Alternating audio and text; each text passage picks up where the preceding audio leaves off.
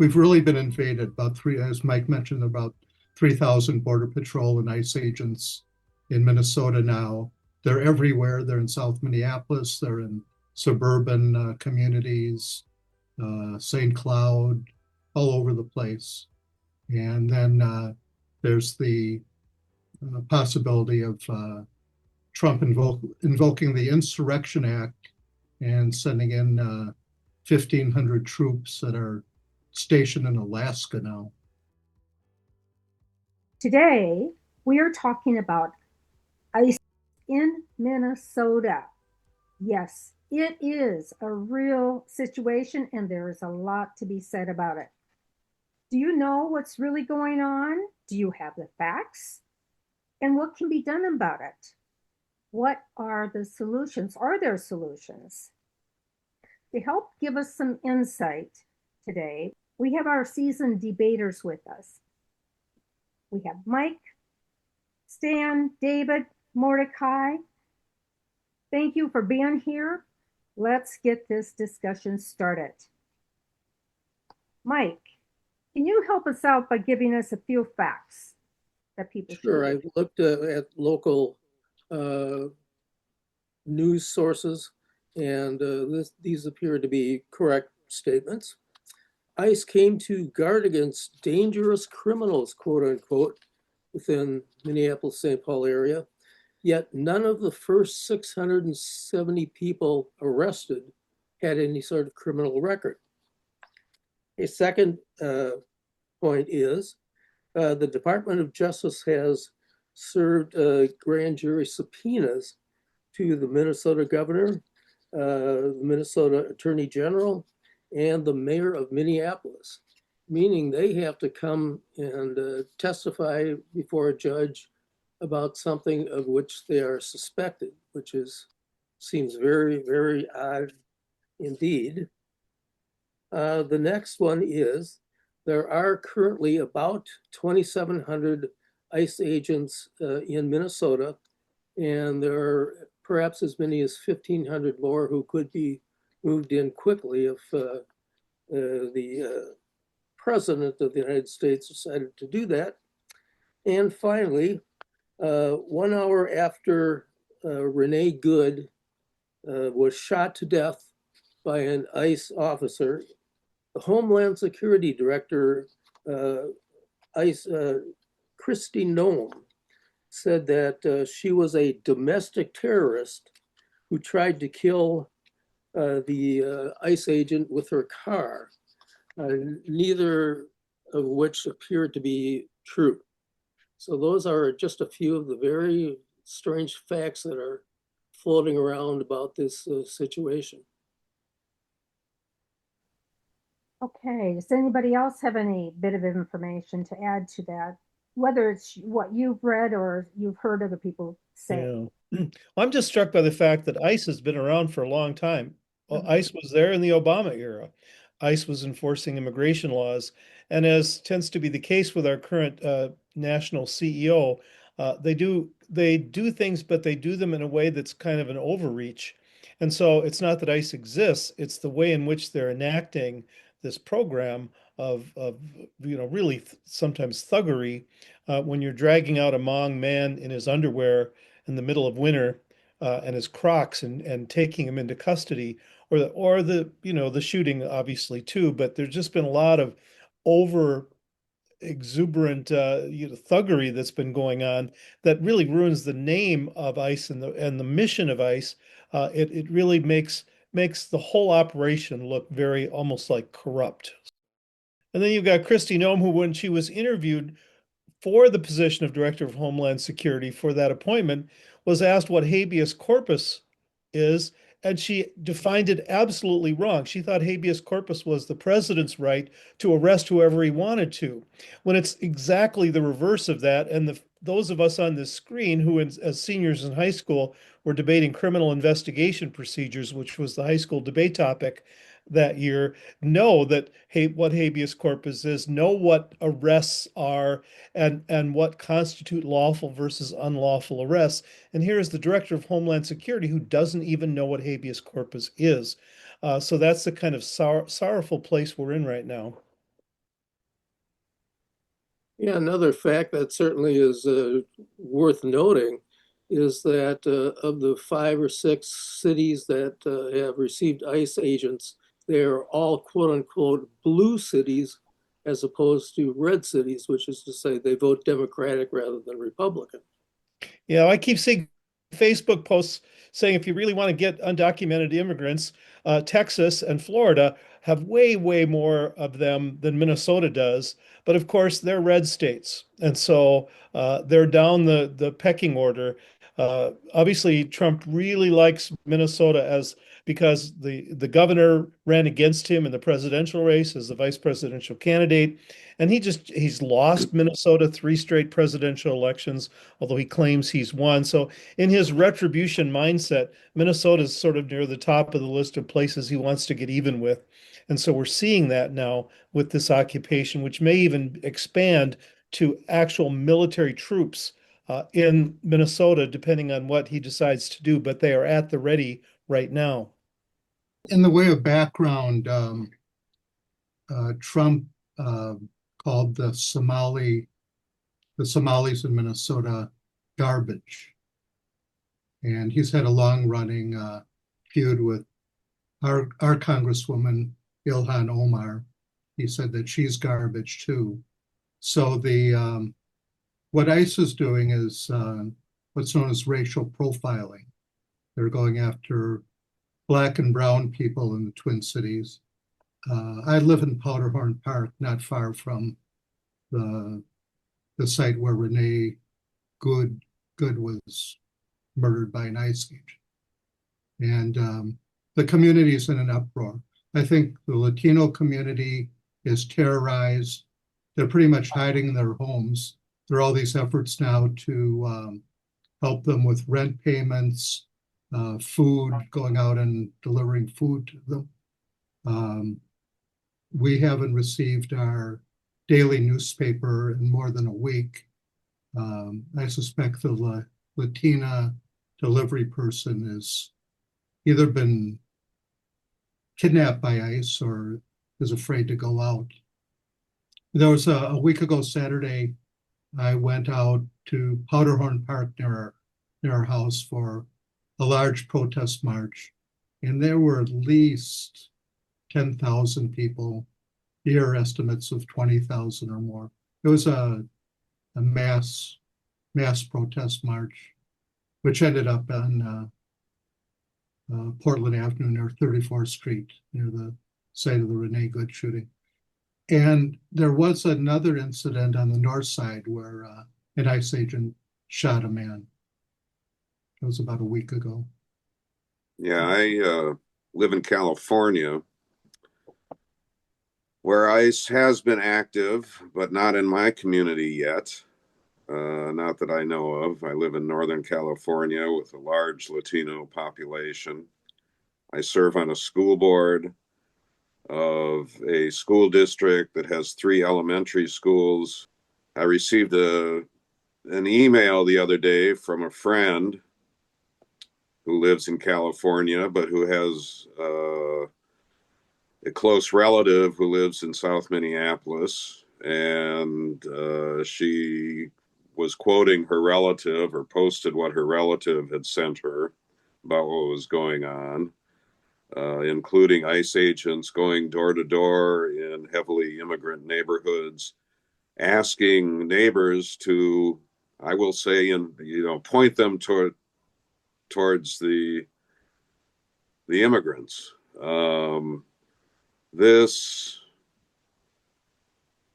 This whole exercise with ICE and its overreach, its thuggery, as Dave said, I did mention the title, the subject heading of this email that I got was Kristallnacht in Minnesota, in Minneapolis.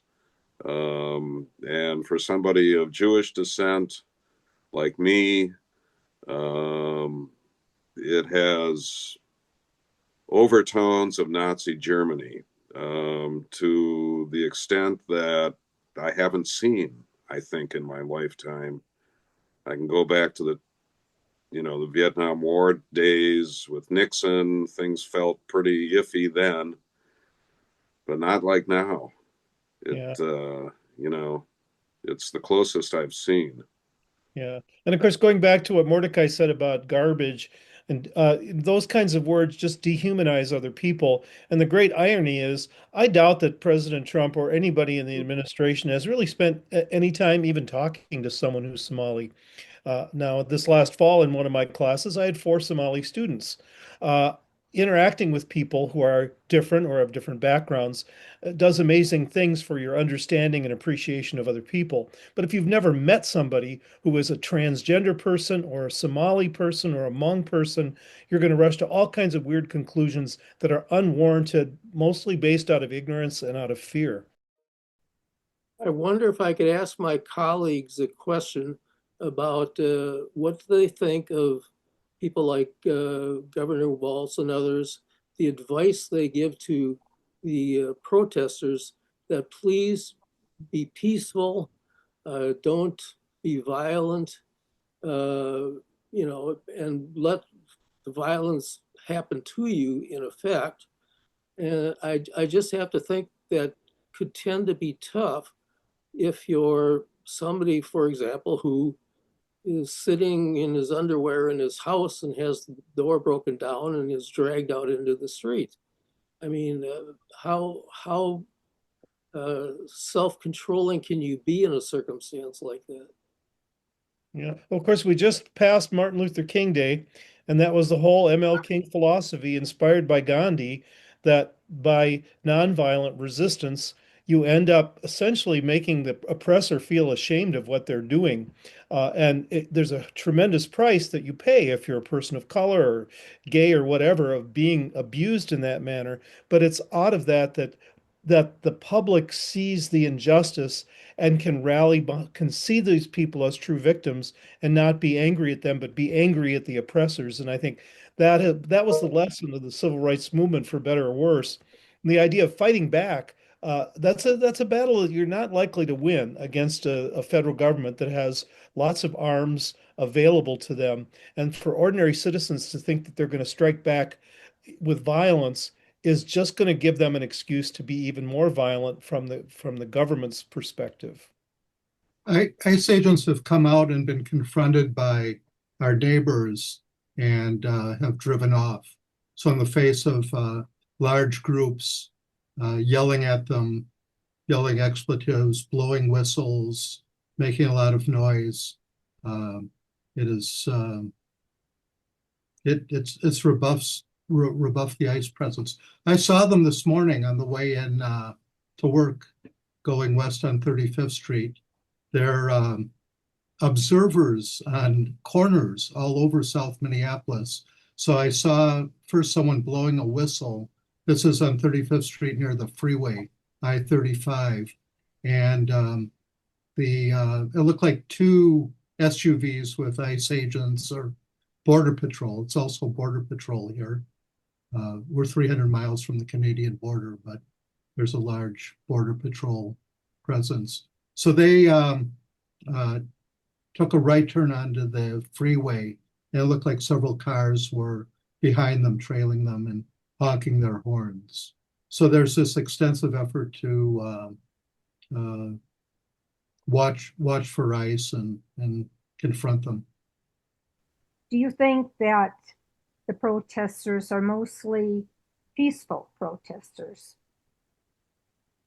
Yeah, the march on the January 10th was completely peaceful. Thousands of people in the streets, and people are angry and upset and really kind of exhausted by one thing after another, all this insanity that we're living with over the past year. What can people do? I'm thinking things like they really need to know their rights. I think that's a really important one. Well, this has to play out, and the wheels of justice turn rather slowly. And part of what will happen in November is we hope that at least one and probably both houses of Congress will be dominated by Democrats. The other thing in the more immediate term is I think some Republicans are beginning to have their cracks in the Republican edifice where people are doubting a little bit what he's up to, both with Greenland and with ICE and the economy and tariffs.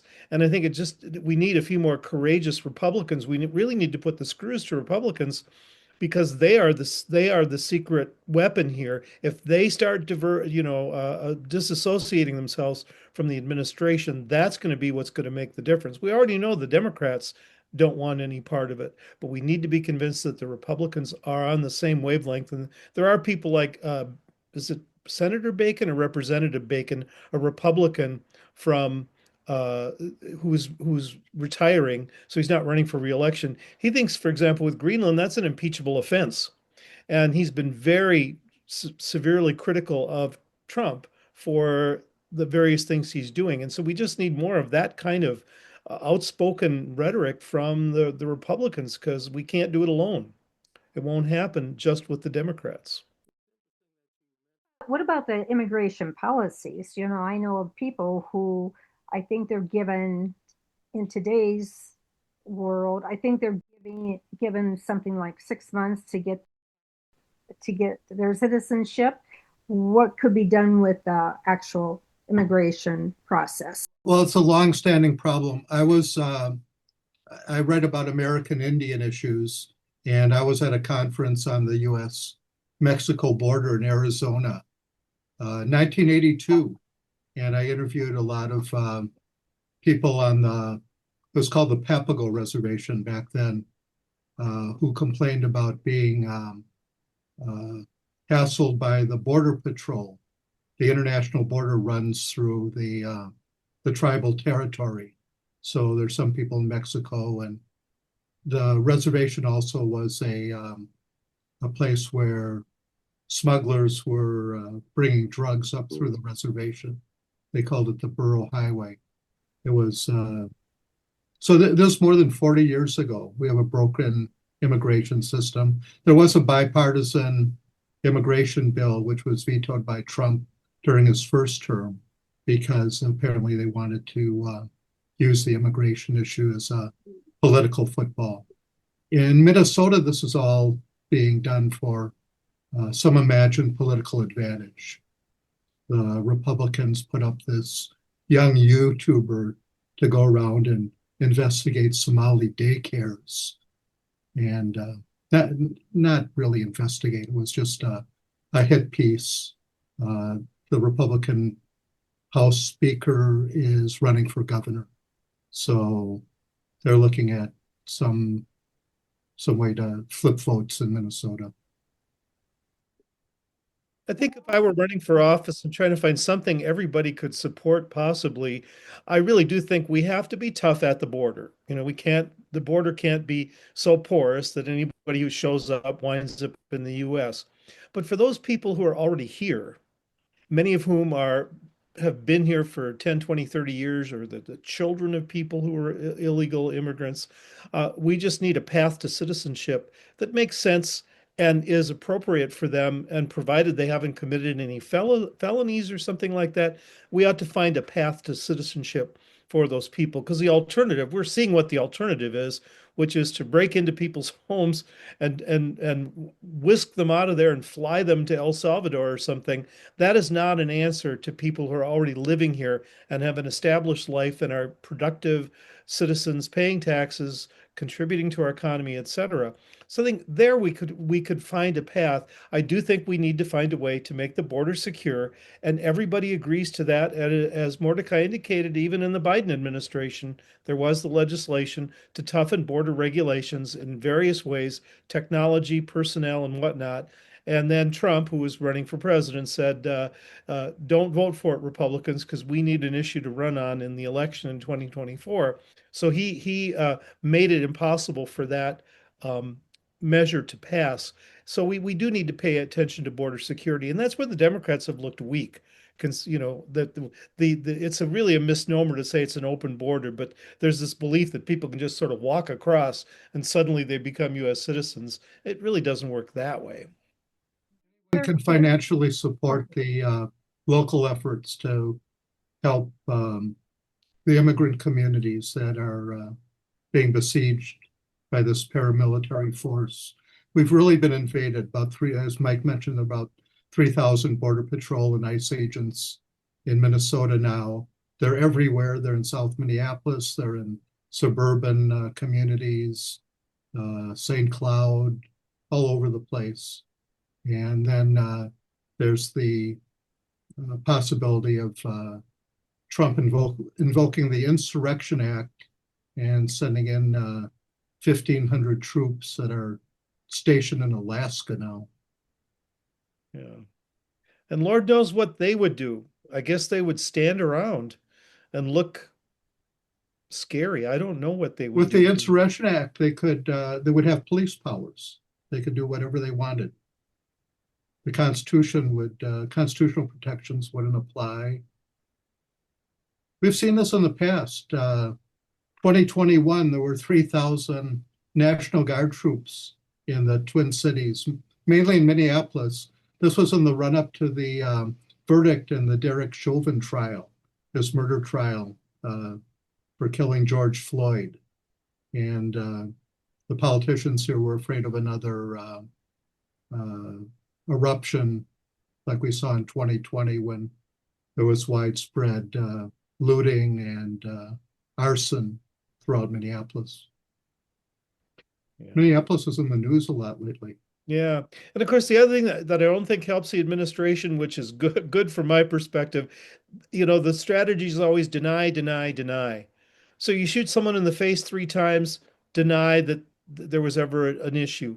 What we're doing is we're doing it perfectly. We're doing it exactly by the letter of the law. Never make a mistake. I think that is a really unpersuasive stance because in real life, we know better than that people screw up, organizations screw up, and they never will admit to that. And I think it makes them look silly sometimes to try to deny some of these things because, again, we've seen on video what's been going on. These are the denial that Dave speaks of is a totalitarian tactic. Black is white, war is peace. We're seeing it play out, and it's horrifying.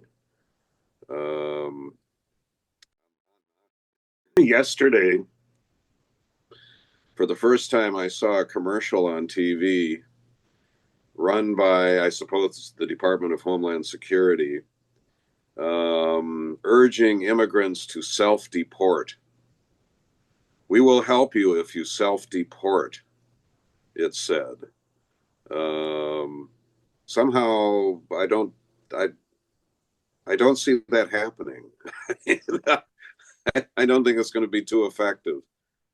They'd rather smash windows, smash car windows, pull people out of them, smash house windows in the middle of winter. It's horrifying to me, and it's depressing. Supporting the immigrant communities, I think, is what makes a lot of sense. And, being allies, as white people, being allies. I fear for my family. My wife is black. All my kids are dark-skinned, brown-skinned. And they're subject to, when my son went to Egypt and he had a hard time coming back through customs because he looks Middle Eastern. This was several years ago. It's just terrifying. And talking with my daughter, who was visiting last week, I asked her whether she thought she could see herself. She lives in the Denver area. She says ICE is there, but it's not to the extent of Minneapolis at this point. I wondered if she could see herself out protesting. She said, "Let the white people do that."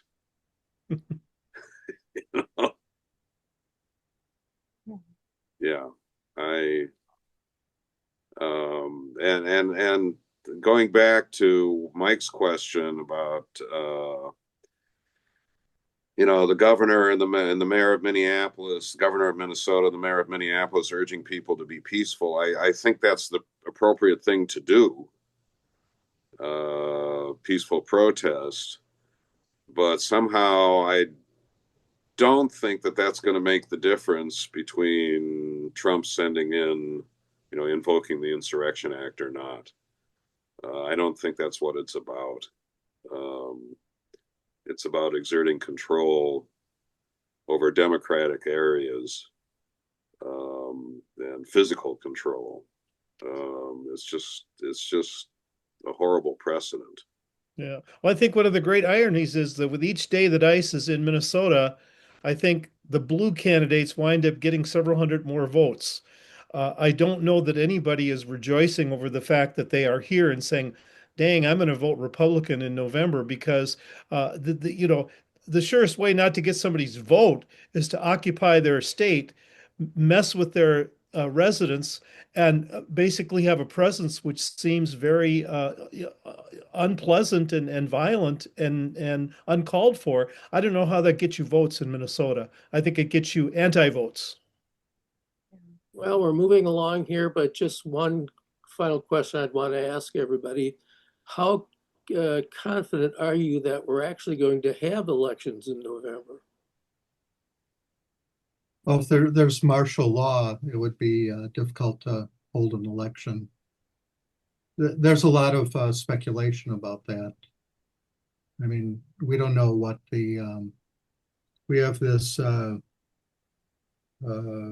commander-in-chief who seems to be in steep mental decline. So you have to look beyond him to people like Stephen Miller and Russell Vought and other people in the administration who are developing policies and so who knows? Every day brings about something new, something that we never thought we'd be living through. But here we are. And hopefully our conversation today will help other people understand what's going on better so they can make wiser decisions for themselves as well. So with that, I'm going to wrap this up and thank you all. David, Mordecai, Stan, and Mike, and we'll see you next time on That's Debatable.